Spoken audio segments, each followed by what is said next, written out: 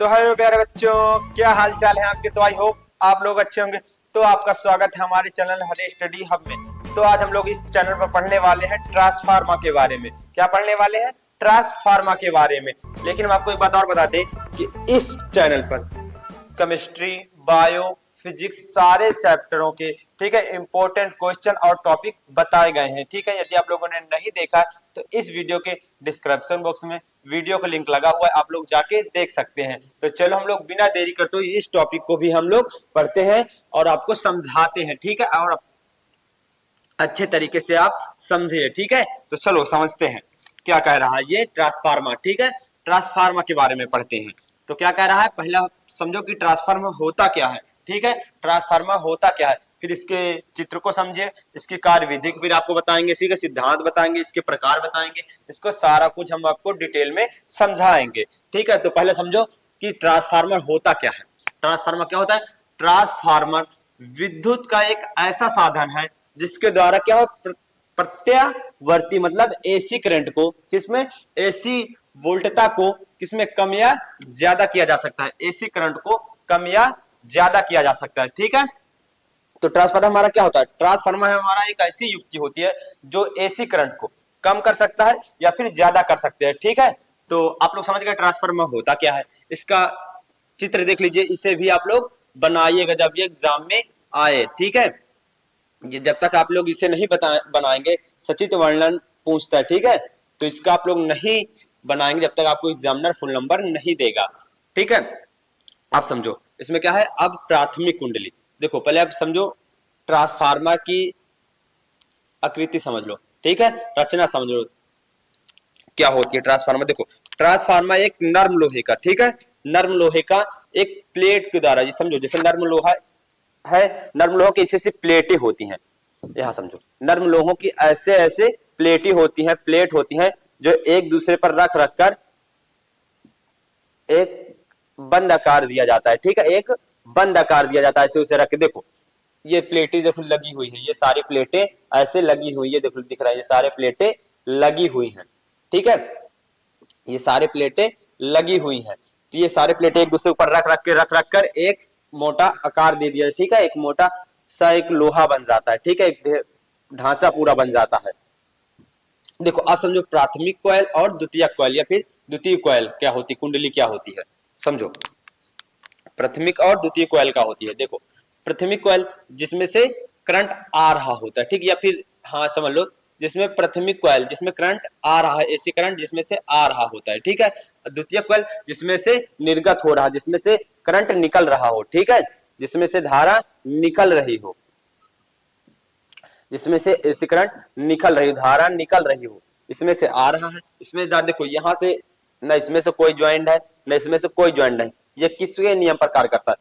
क्या है, किसके नियम पर? अन्योन प्रेरणा के नियम पर क्या करता है? किसके? अन्योन नियम। जो हमारे वायरलेस चार्जिंग होती है, क्या होते हैं? वायरलेस चार्जिंग होती है। जैसे इसमें समझो, ये देखो वायरलेस, ये वॉच का वायरलेस चार्जर है। ठीक है, इसमें देखो वायरलेस चार्जर है, जब इसमें हम रख देते हैं वॉच, इसके ऊपर रख देते हैं तो चार्ज होने लगता है।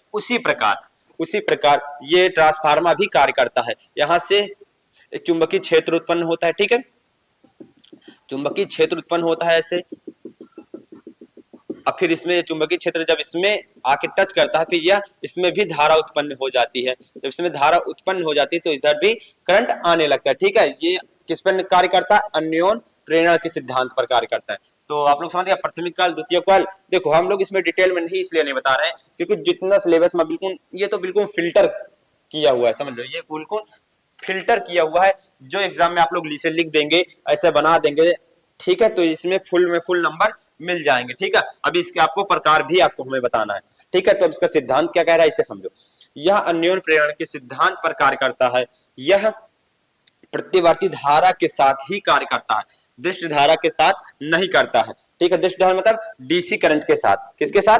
डीसी करंट के साथ ये कार्य नहीं करता। किसके साथ कार्य नहीं करता है? डीसी करंट के साथ कार्य नहीं करता है। ठीक है, आप लोग समझ रहे हैं ना, एसी करंट के साथ ये कार्य करेगा, डीसी के साथ करंट नहीं करेगा। ठीक है, कार्य, लेकिन समझ रहे हैं ना आप लोग, आगे समझो। ये आप अब इसका समझ लो प्रकार क्या होता है, इसका प्रकार समझो, प्रकार क्या होता है इसका प्रकार। ठीक है। प्रकार इसका समझो, प्रकार क्या होता है, ठीक है। ये कितने प्रकार के होते हैं, ये दो प्रकार के होते हैं। कौन कौन से उसे समझो। प्रकार हमारे कितने प्रकार के होते हैं ट्रांसफार्मर, एक और ये दो प्रकार के होते हैं। कौन कौन से प्रकार के होते हैं इसे समझो। पहला होता है हमारा उच्चई का है, क्या है हमारा कौन सा ट्रांसफार्मर है, उच्चई ट्रांसफार्मर, ठीक है। ठीक है, क्या कौन सा है हमारा उच्चई ट्रांसफार्मर, कौन सा है हमारा उच्चई ट्रांसफार्मर। और क्या है हमारा दूसरा, हमारा क्या है अपचयी ट्रांसफार्मर। कौन सा है हमारा अपचयी ट्रांसफार्मर, क्या है हमारा उच्चयी ट्रांसफार्मर और अपचयी ट्रांसफार्मर। अब आप समझो अपचयी ट्रांसफार्मर क्या, सॉरी उच्चयी ट्रांसफार्मर क्या होता है और अपचयी ट्रांसफार्मर क्या होता है। तो चलो हम लोग इसे रेस करते हैं, ठीक है। इसे आप लोग समझ गए होंगे, तो हम इसे रेस करते हैं। अब आपको बताते हैं उच्चयी ट्रांसफार्मर और अपचयी ट्रांसफार्मर के बारे में। तो आप समझो उच्चयी ट्रांसफार्मर और अपचयी ट्रांसफार्मर की डिफिनेशन और इसे ये क्या लिखा हुआ है इसे भी बताते हैं हम आपको, ठीक है। तो समझो उच्चयी ट्रांसफार्मर पहले समझो क्या होता है। यह निम्नवर्ती प्रत्यावर्ती वोल्टेज को उच्च प्रत्यावर्ती वोल्टेज में बदलता है। समझो इसका कहने का मतलब है ये निम्न वोल्टेज को मतलब कम वोल्टेज को, ठीक है, कम वोल्टेज को किसमें बदल देगा, उच्च वोल्टेज में बदल देगा, ठीक है। कम वोल्टेज को उच्च वोल्टेज में बदलता है, ठीक है। जो उच्चयी ट्रांसफार्मर होते हैं, मतलब ट्रांसफार्मर दो प्रकार के होते हैं। पहला है हमारा उच्चयी, दूसरा है हमारा अपचयी। तो उच्चयी ट्रांसफार्मर जो कम वोल्टेज आ रहा होता है तो उसे बढ़ा के क्या करता है, अधिक कर देता है, ठीक है, अप कर देता है वोल्टेज, ठीक है। तो समझो इसमें देखो, तब वोल्टेज अप करता है तो उसमें कॉइल कैसी होती है, ट्रांसफार्मर क्या कैसे होता है उसे समझो। देखो जैसे ये हमारा समझ लो ट्रांसफार्मर है, ठीक है, ट्रांसफार्मर है हमारी, ये समझ लो ये हमारा ट्रांसफार्मर है। ये हमारी कौन सी कॉइल है, ये हमारी प्राइमरी कॉइल है, ये हमारी सेकेंडरी कॉइल, प्राथमिक और द्वितीयक है, ठीक है। देखो क्या कह रहा, मतलब सेकेंडरी कॉइल जब इसे वोल्टेज बढ़ाना होगा, ठीक है, अपचयी किसमें उच्चयी में, उच्चयी में क्या होगा, उच्चयी में क्या होगा वोल्टेज की संख्या, सॉरी जो फेरों की संख्या होगी वो अधिक होगी किसमें, सेकेंडरी में, ठीक है। और ठीक है इसमें फेरों की संख्या कम होगी, ठीक है। इसमें फेरों की संख्या अधिक होगी किसमें, सेकेंडरी में फेरों की संख्या अधिक होगी उच्चयी में, ठीक है। और अपचयी में यही संख्या अधिक होगी किसमें, प्राइमरी में। अभी हम आपको बता रहे हैं अपचयी, ठीक है, पहले उच्चयी समझ लो। देखो प्राइमरी में कम होगी, ठीक है, और सेकेंडरी में अधिक होगी किसमें, उच्चयी में। ये आप लोग जरूर याद रखिएगा, इसे याद कर लीजिएगा, ठीक है। ये लो वोल्टेज से हाई वोल्टेज की ओर ले जाएगा, ठीक है। अब समझो, जिससे आप सब समझ गए होंगे, अब इसे समझो अपचयी को। अपचयी क्या होता है, यह उच्च प्रत्यावर्ती वोल्टेज को निम्न प्रत्यावर्ती वोल्टेज में बदलता है। मतलब अधिक वोल्टेज आ रहा हो, ठीक है, समझो जब अधिक वोल्टेज आ रहा होता है तो उसे किस में बदल देता है, उसको बदल देता है निम्न वोल्टेज में, ठीक है, कम वोल्टेज में कर देता है ट्रांसफार्मर, ठीक है। दो प्रकार के ट्रांसफार्मर होते हैं तो आप जानते हैं। देखो अब समझो इसकी बनावट कैसी होती है। ये समझ लो हमारा ट्रांसफार्मर है, ठीक है, एक पल के लिए समझ लो ये हमारा ट्रांसफार्मर है।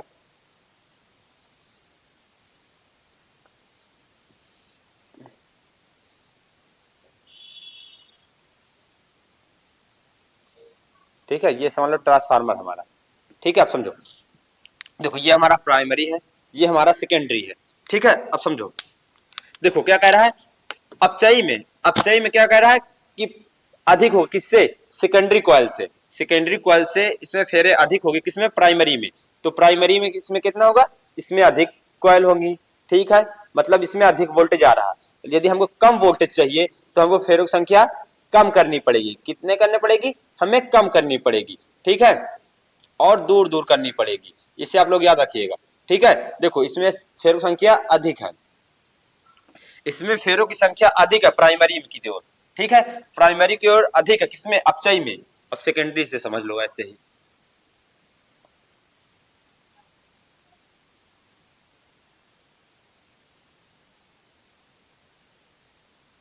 समझो इसे आप लोग चित्र जरूर याद रखिएगा।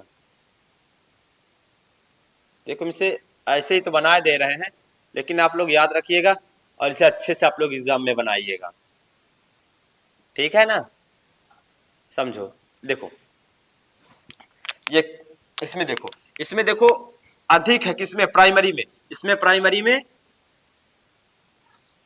ठीक है, इसमें प्राइमरी में अधिक रहेगा, ठीक है। सेकेंडरी में देखो, प्राइमरी में इसमें कम है और सेकेंडरी में अधिक रहेगा, ठीक है। इसमें सेकेंडरी में पास पास और अधिक रहेगी कॉइल, ठीक है। सेकेंडरी है या प्राइमरी, देखो इसमें प्राइमरी में कम है और दूर दूर है, ठीक है। इसमें प्राइमरी में कम है और दूर दूर है, ठीक है। इसमें सेकेंडरी में अधिक है, इसमें प्राइमरी में अधिक है और सेकेंडरी में कम है, ये देखो, ठीक है। ये आप लोग इसे याद रखिएगा। तो ये ट्रांसफार्मर हम पूरा यहीं पे खत्म करते हैं। और आप और किसी भी टॉपिक का आप लोग चाहते हैं कि हमें सर आप बता दीजिए, ठीक है, तो आप हमें इस वीडियो में कमेंट करिए सर हमें इस टॉपिक का हमें बता दीजिए, समझा दीजिए, तो हम उस टॉपिक को आपको बता देंगे। तो चलो हम मिलते हैं एक दूसरे वीडियो में।